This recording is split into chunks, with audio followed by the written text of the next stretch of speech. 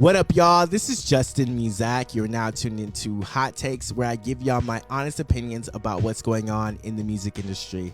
If you don't know, I'm a radio DJ, host, producer, and former booking agent, and I created this show in order to build community and to have an open forum where we discuss the nuances and trends taking place in the music industry.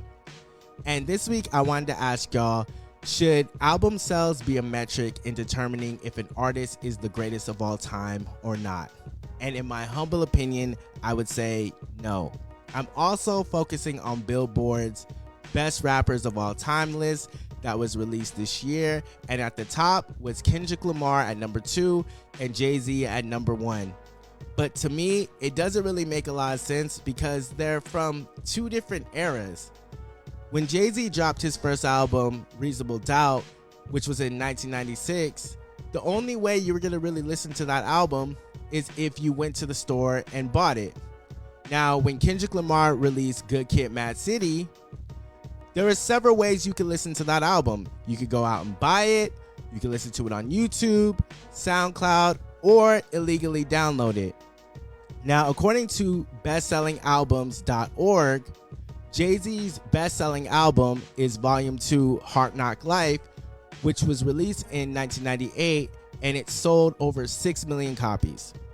Now, Kendrick Lamar's top-selling album is Damn, and that sold over 4 million copies. But again, in 1998, the only way you were going to listen to that album is if you physically went to go buy it. Whereas Kendrick Lamar with Damn, streaming was already a thing, and there was also already the other mediums to sit and listen to the album.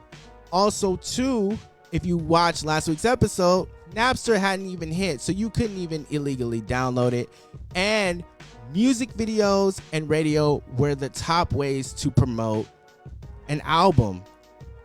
And in the early 2010s, music videos were still there. You know, people were still releasing them on YouTube and everything like that, but they didn't have the same impact that they had in the 90s and the early 2000s.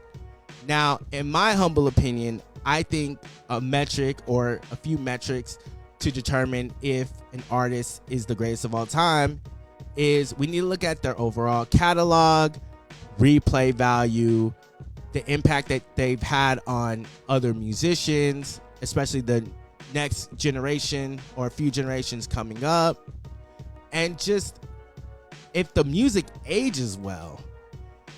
And I don't think that album sales is a definitive or an objective way to really measure someone's greatness. It really just measures someone's popularity.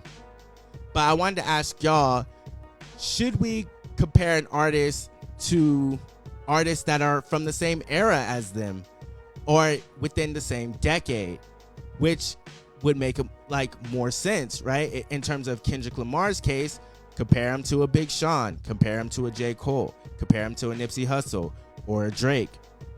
They all came up around that same time. But let me know what you think in the comments.